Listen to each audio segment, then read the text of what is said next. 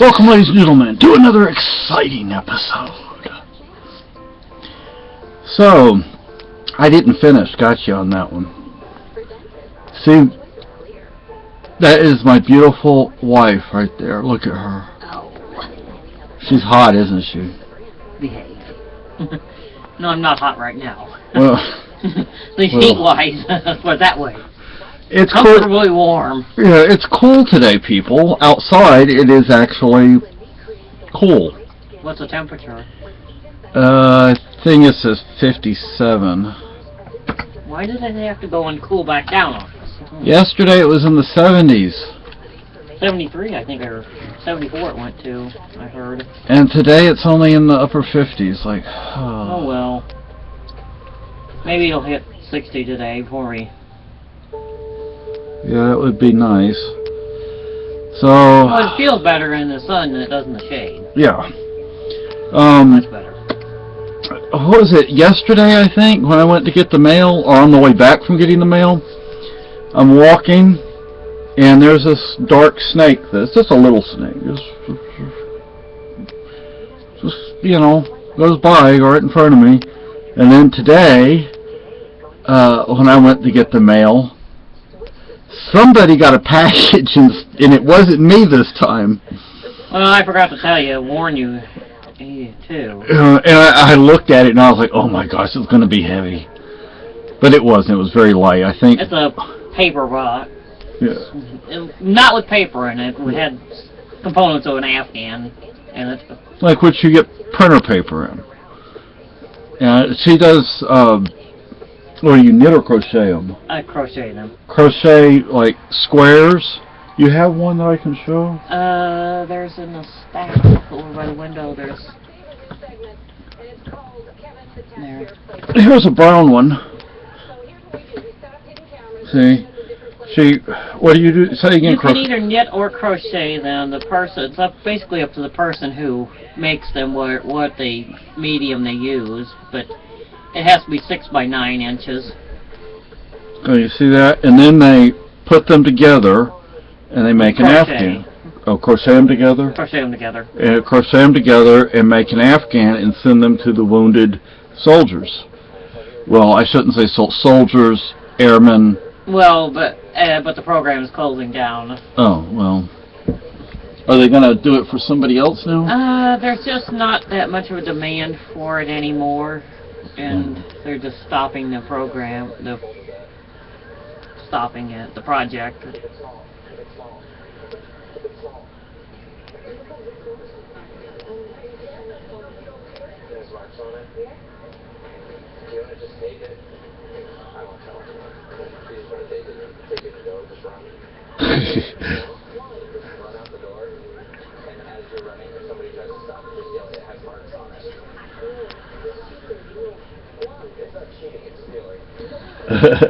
This is the Ellen Show.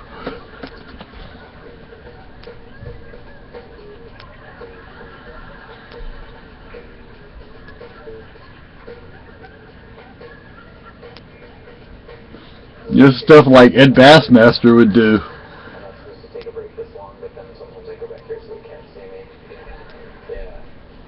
Anyway, so we got the alpaca poop out of the basement, and it doesn't smell. Alpaca poop actually doesn't smell. Oh, I mean, if you have a lot of it, maybe, but you know, we don't have a huge amount of it. It's very fresh. It smells a little bit.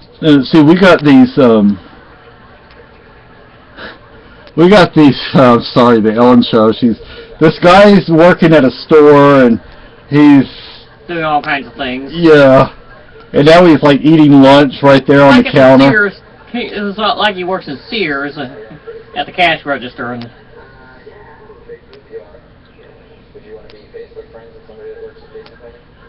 oh, he's working at JCPenney.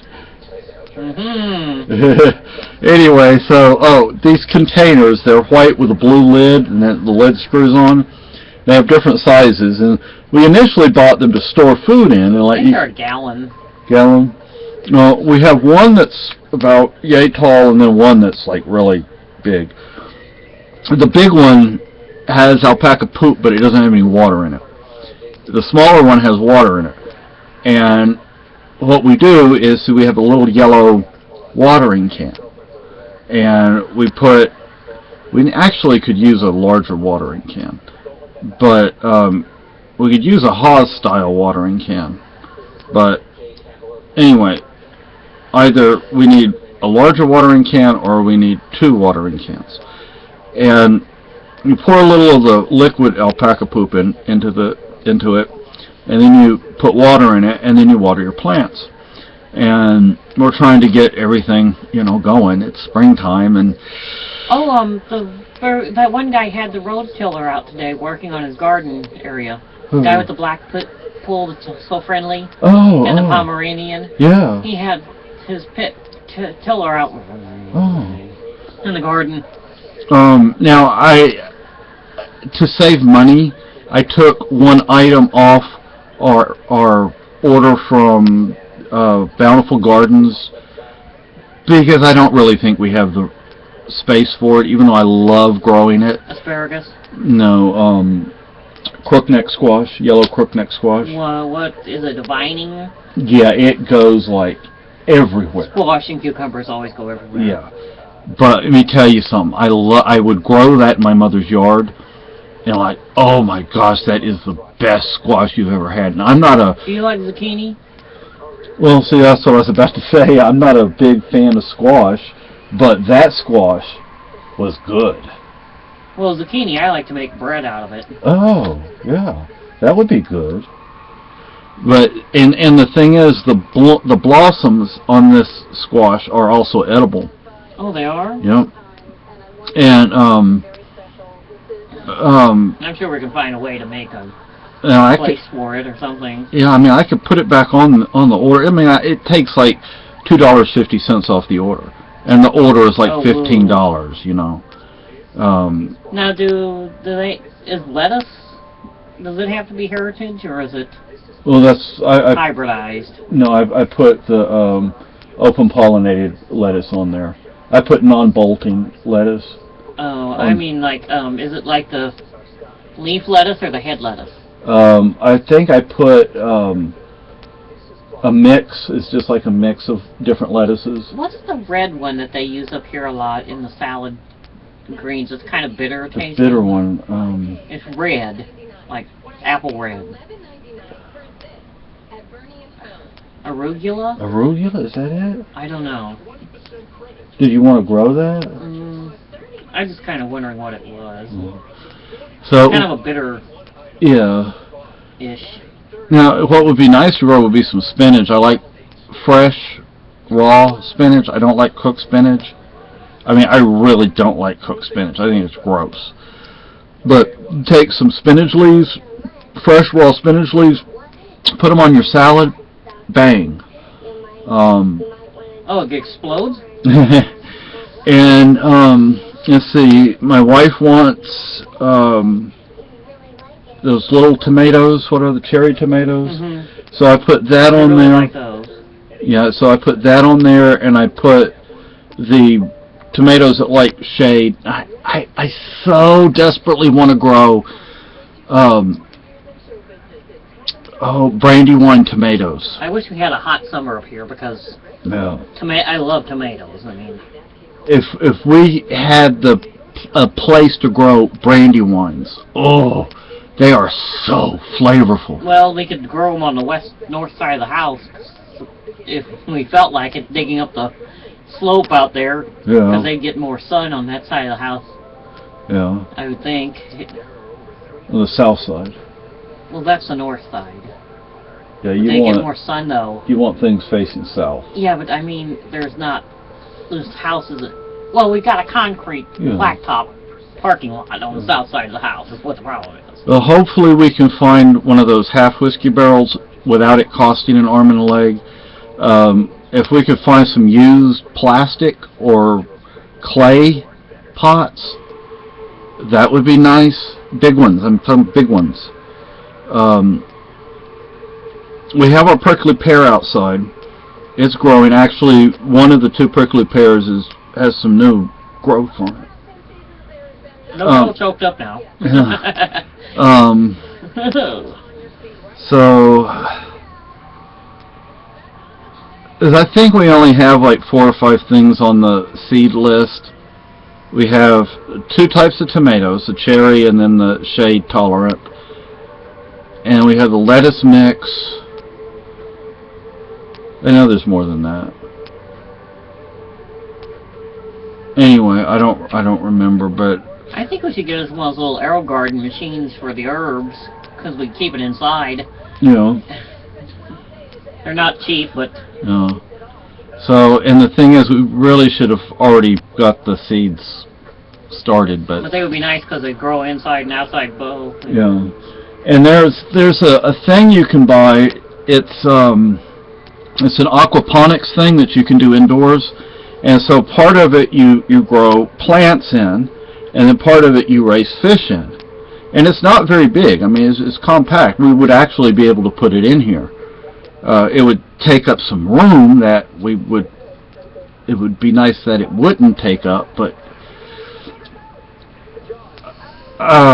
could I make one of those? I don't think so. I really don't think so. It's black plastic. It's like molded. So,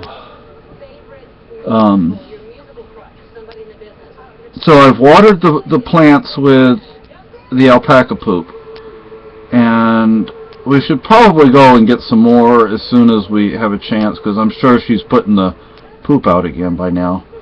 Or at Maybe least, the alpaca will start talking to us too. yeah, They're a little... standoffish. One's standoffish and one's friendly. Yeah. And, Well, I think it's because they're 2 males. That's what the problem is. because they're social animals. You have to have at least 2. And I don't think she can have more than that. She doesn't have that much land. They basically eat all the grass, it looks like. Yeah. And does she share them twice or once a year?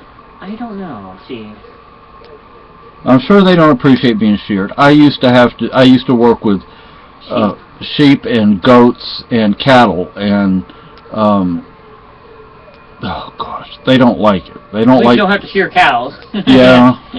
I mean, the goats and the sheep, you have to basically pick them up and throw them down, and they don't like that. It's probably upsetting to them. Yeah.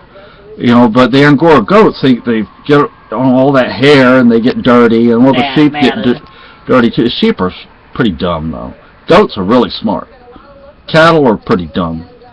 Well, some cattle I guess aren't, but the cattle I've worked with were pretty dumb. Dingy. Yeah. I once when I was driving up to this old boy I worked for, he had several properties that he leased, and he kept livestock on them. One property only kept cattle. Another he kept sheep, goats, and cattle, and another he kept sheep, goats, and cattle.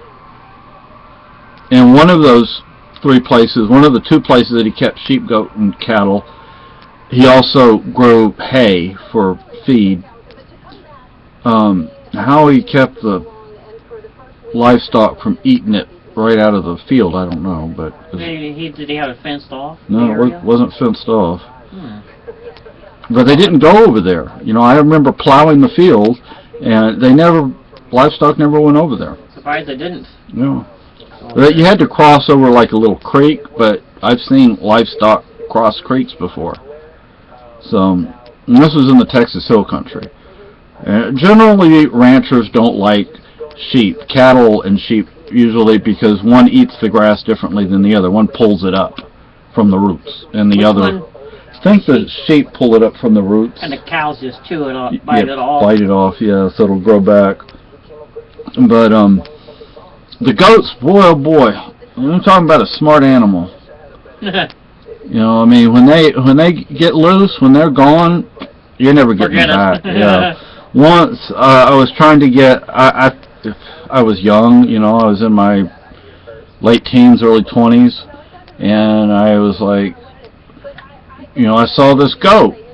It was one that had gone feral. Yeah, it had escaped, and so I decided, I'm going to be a big guy, and I'm going to go get this goat, and my boss is going to be like, oh, thank you for getting my goat back for me.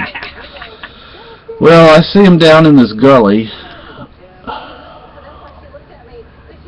I go down there. The goat's like, come on. Yeah, and you know, I mean, I'm like following right behind him, although he's quite a ways away, and then I lose track of him really fast. I mean, I lose sight of him really fast. He's standing there looking at you like, well, I'm down there. Maybe. I'm down there in the gully, and I'm like, where did he go? And he's way over, you know, maybe a couple 100 yards from me, just looking at me. I'm like, okay, you know, I don't think this is gonna work. You're like, I'm smarter than you are. Yeah, so I gave up on that. You know, I mean, I tried, but anyway, I was gonna say once. One of the ways that we would let the livestock know we were there to feed them, at least the cattle, was we'd honk the horn as we were going in. You know, and the cattle would hear it and go, oh, you know, they recognize that goes along with food. Well, I'm honking it and I'm driving up, and then this I don't know if he was a cow or a bull, he or she, anyway, puts his head right in the cab. And I have a horn here, and there's a horn against the steering wheel. I'm like, okay. He was glad to see you. Yeah, and you know, I'm like, you know, I can't smack him, because if I do that, he might move his head or something, and the horn's going to go into my chest. Had to kind of push him back or something. Yeah, I don't remember exactly, but he just, you know, I just let him. Tap him on the nose or something. And he slowly, you know. I was like, thankfully, goodbye. I don't need that. He was just glad to see you. Yeah. And then, you know, the guy I worked for didn't feed his livestock very well.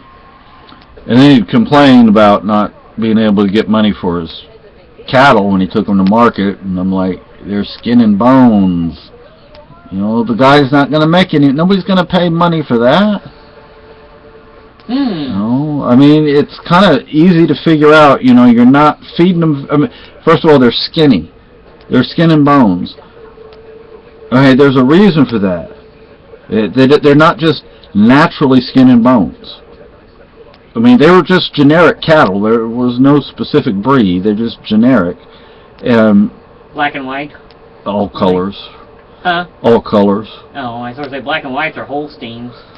You know, and so, you know, it's like, and then once he had his nephew go up to one property, there was, I mean, it was on top of a hill, but then there was a little mound of a hill on top of that hill.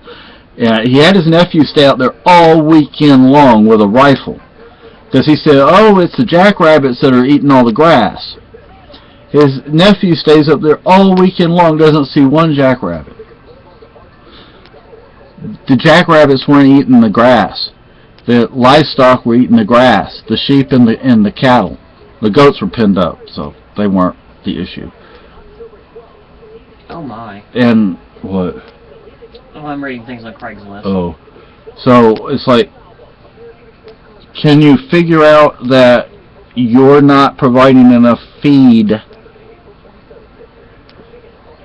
How hard is that to figure out, people? Well, I mean, they're skin and bones, and one thing he fed them were these alfalfa cubes. They were like dehydrated, compressed.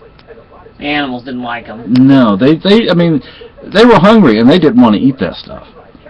You know, but let me see. We had corn. We had corn. We had hay. We had the alfalfa cubes. Then we had some sort of other feed that came in big pellets. And the goats, they were Angora goats, which you get mohair from. And they had this one goat. He was huge. I've never seen a goat that big before or since. He was a giant, huh? Yeah, we had a couple of troughs. And I would go and I'd put the food in the trough, the feed in the trough. And, you know, all the goats, they come up there, you know, and they start to eat. And then he comes up. You know, he waits until all the other goats are there at the trough. And he walks up, and he does that with his head, and they scatter. So I'm going to the other trough. I'm putting food or feed in that trough, you know, so all the goats go over to the second trough. Well, he waits till they all get over there, and he goes over there and does the same thing. And the goats were getting food. It's not that they weren't getting food. Sounds like he needed to be pinned up by himself, though. Yeah, he was just a smart alecky Pain in the butt. Yeah. There was a mesquite tree. I think it was a mesquite tree. Anyway, the goats would climb the tree and eat, you know, the leaves and stuff off of it. But anyway, so this video is over 20 minutes long. Oh my. So alpacas.